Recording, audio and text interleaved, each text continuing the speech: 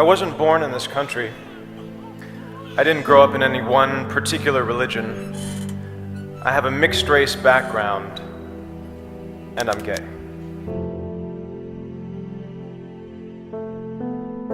Growing up, I was a target. Speaking the right way, standing the right way, holding your wrist the right way. Every day was a test, and there were 1,000 ways to fail. 1,000 ways to betray yourself, to not live up to someone else's standard of what was acceptable, of what was normal.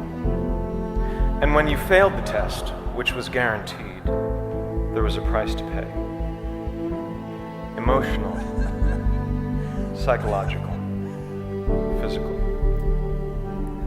And like many of you, I paid that price. More than once, in a variety of ways.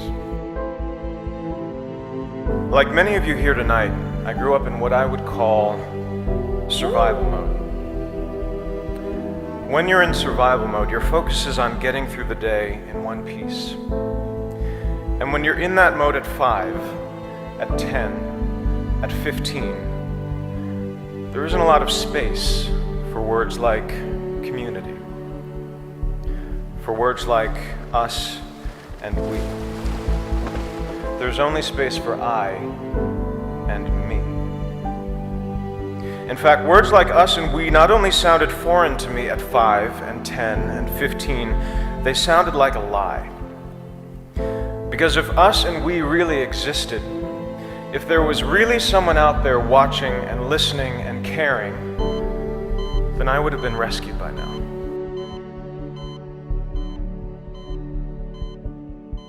The first time I tried to kill myself, I was 15. I waited until my family went away for the weekend, and I was alone in the house, and I swallowed a bottle of pills. I don't remember what happened over the next couple of days, but I'm pretty sure come Monday morning, I was on the bus back to school, pretending everything was fine. And when someone asked me if that was a cry for help, I say no, because I told no one. You only cry for help if you believe there's help to cry for. And I didn't. I wanted out. I wanted gone. At 15. I and me can be a lonely place, and it will only get you so far. That feeling of being singular and different and alone carried over into my 20s and into my 30s.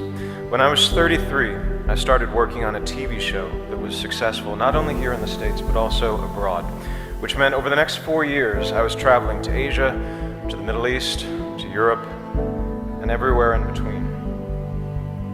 And in that time, I gave thousands of interviews. I had multiple opportunities to speak my truth, which is that I was gay. But I chose not to. I was out privately, to family and friends, to the people I'd learned to trust over time, but professionally. Publicly, I was not. Asked to choose between being out of integrity and out of the closet, I chose the former. I chose to lie. I chose to dissemble. Because when I thought about the possibility of coming out, about how that might impact me and the career I'd worked so hard for, I was filled with fear. Fear and anger, and a stubborn resistance that had built up over many years. When I thought about that kid somewhere out there who might be inspired or moved by me taking a stand and speaking my truth, my mental response was consistently, no thank you. I thought, I've spent over a decade building this career, alone, by myself. And from a certain point of view, it's all I have. But now I'm supposed to put that at risk to be a role model to someone I've never met, who I'm not even sure exists. That didn't make any sense to me.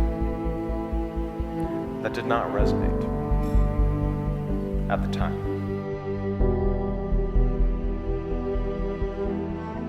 By 2011, I'd made the decision to walk away from acting and many of the things I'd previously believed so important to me. And after I'd given up the scripts and the sets which I dreamed of as a child, and the resulting attention and scrutiny which I had not dreamed of as a child, the only thing I was left with was what I had when I started. I and me. And it was not enough.